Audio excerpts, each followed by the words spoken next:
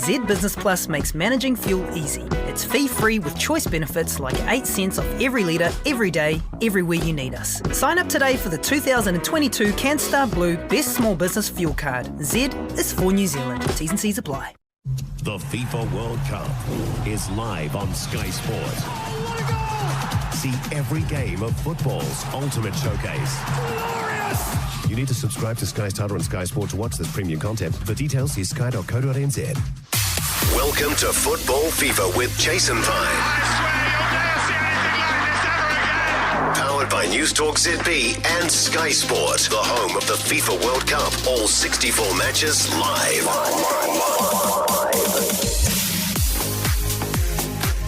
Well, kia ora and welcome into Football Fever, your daily World Cup podcast in association with Sky Sport. We've reached into reserves for the end of the group stage. I'm Sean Hogan, and to take you through this weekend's action with Jason Pine away. Steadying the ship alongside me is the experienced David Choate as we review the final group matches from Qatar. And the drama has not stopped. We'll start in Group H with Portugal qualified. Ghana, Uruguay and Korea were all still in with a sniff of securing knockout football.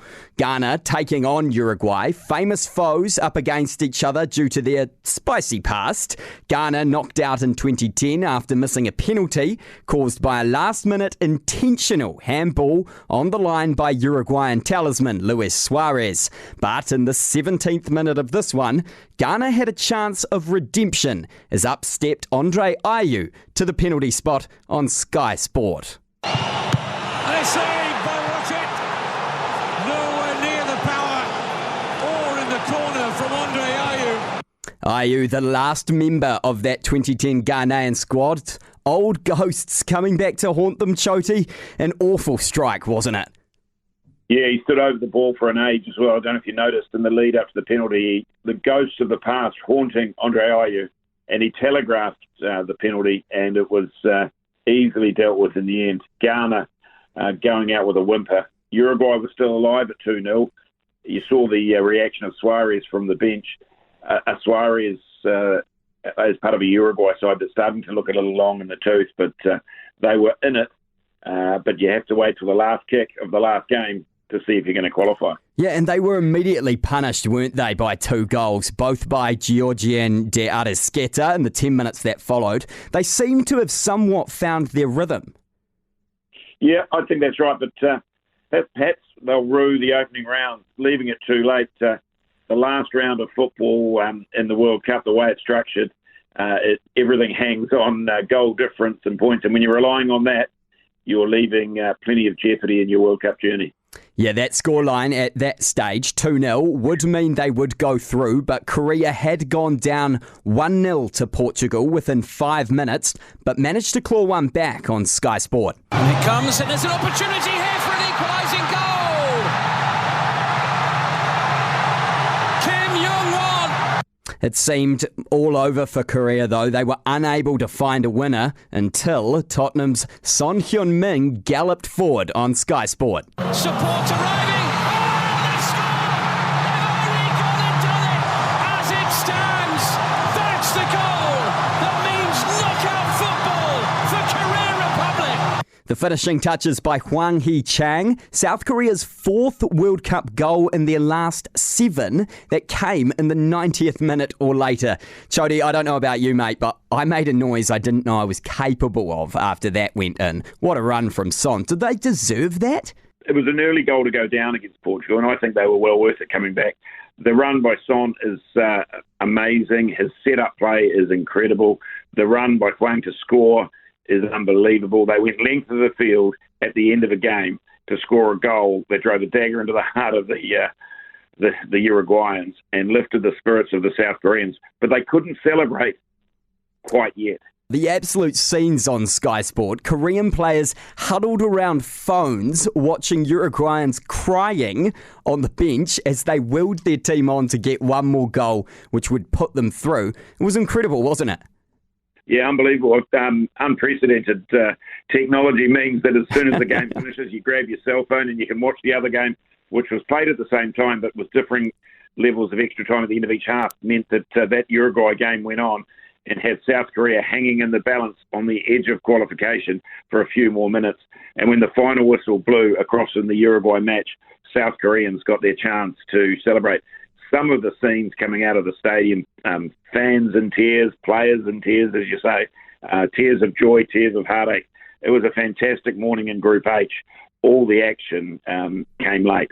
Yeah, not to be for Uruguay. A bit of Ghanaian revenge there. So Korea go through on goal difference with Portugal in, Uruguay and Ghana gone. What might be forgotten is that the heavyweights, Portugal, were beaten by Korea. Should they be worried? Oh, of course.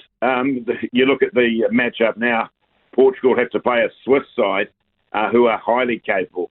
Switzerland will be a big hurdle for Portugal.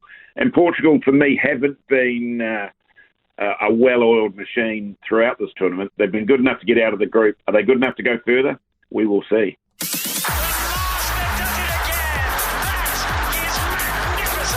This is Football Fever. Well, we had 2 hours to get our breath back before getting into Group H. And a similar situation with Brazil through, taking on Cameroon, with Switzerland and Serbia going head-to-head, all with a chance of snatching that second spot. And we had time for one last upset on Sky Sport. Bekele, Cameroon rise and celebrate a moment. A courageous Cameroon holding out waves of Brazilian attacks to snatch it 1-0 in the 90th minute. An African nation's first win over Brazil at a World Cup. Goalscorer Vincent Abubakar, so excited he took his shirt off in celebration, forgetting he was on a yellow card, and got his marching orders sent off, red card. Add that to the moments of the World Cup, Jody, right? Yeah, Abubakar been around a long time for this Cameroon side, but he couldn't control his emotions as the adrenaline surged because it was a fine goal again, late on. The Late Show delivering once again. Abubakar celebrates wildly, rips his shirt off and gets sent off. So ends in a bit of ignominy for him. But in the reflection period that follows, he'll reflect on the goal that beat Brazil, which will go into Cameroonian football folklore. A 1-0 win against Brazil. We won't mention too much about the Brazil side because I think it was Brazil B. In reality, the Chiche, the manager, had run the changes and had rested many of the big names. In fact, I wouldn't be surprised if the Brazil side that steps out in the next round, the knockout phase, could be a total reshuffle. I think it might be 11 new players in. Yeah, that meant Switzerland could go top of the group if they could beat Serbia by more than 3 goals, but defending seemed optional on Sky Sport. Jibril So lays it off. Mitrovic prowling in the middle. There he is! A textbook header from a man who can't help himself. 2-2 at half-time. For the first time since 1998, both teams in a World Cup match scoring at least 2 goals before the half-time break. It was carnage, wasn't it, Chody? Yeah, it was. I thought the Mitrovic header was an absolute peach. Wonderful goal. See that on replay, nestling into the side netting. So, as the commentary said, Mitrovic doing what Mitrovic does, and that is score wonderful goals. But this wasn't finished just yet. The go-ahead goal for Switzerland, 3-2. They go through. Serbia go out. It was a fabulous match. Got a bit testy. Players were unruly. Players off the bench encroaching on the park. The referee being surrounded. So it was a testy affair. Tempers were fraying. So it had a bit of everything, this one. Yeah. All action. Switzerland would spring into the lead just after the second half start, and that would be all she wrote. And there it is. They had a scare or two along the way tonight. But for the 3rd World Cup running, Switzerland will try their luck in the knockout stages. That meant no fairy tale for Cameroon. Brazil finished top on goal difference. They'll now face Korea, and Switzerland will take on Portugal in the next round.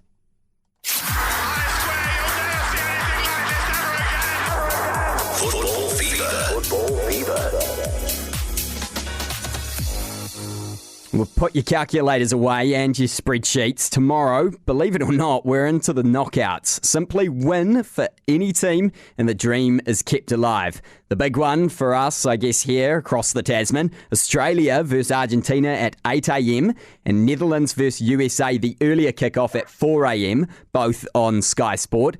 Let's start with the Socceroos, Chody. Do you give them any chance at all against the maestro that is Lionel Messi? They get a puncher's chance. That's about all I give them. Some would say they've got two shows, no show and a dog show. They have got themselves out of the group, which is success in itself. And why not go up against the best? Because Argentina, most people had them in their top 2 or 3 to take this tournament out. And why wouldn't you with Lionel Messi at the helm? Fabulous day for Australian sport. No, I don't give them much chance. I think Argentina get out. But I'd love to see Australia just throw punches, but I'm not sure they're going to get too many. I think they'll take a few. Okay, and USA versus Netherlands, the other match. Could the Americans cause what would be seen as an upset, but against a rather average Netherlands side so far, right? Yeah, I wouldn't see this as a huge upset based on what we've seen of both teams. You would, if you said before the tournament, the Dutch versus USA, you'd have the Dutch strongly favoured, and you still got to favour them.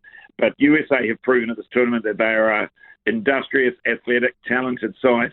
They don't have the pointiest end of the field really sorted. I don't think they've got their goal-scoring threats coming from everywhere. But Netherlands, as you say, have been underperforming. But if they get going, Netherlands, like most sides with this kind of quality, they'll be too strong for USA. So I'd say the Dutch are favoured to go against the USA side that won't be far away from them. They will not make it easy. High energy, high press, bring all of their personality to the USA. They'll be worth a watch. Well, we'll have all the wrap-up of that action tomorrow as we head into the final 16 of Qatar 2022 here at Football Fever. I've been Sean Hogan. Thanks to David Choate for joining me, bringing you all the action in association with Sky Sport. The FIFA World Cup is live on Sky Sport. See every game of football's ultimate showcase. You need to subscribe to Sky Starter and Sky Sport to watch this premium content. For details, see sky.co.nz. Folks, this is your pilot. We have to land immediately and hurry to the Xfinity Black Friday sale. Now through December 5th, learn how to get HBO Max included for 1 year with internet. Drop everything and get to the Xfinity Black Friday sale. Go to Xfinity.com today. Restrictions apply. Ad-supported version of HBO Max.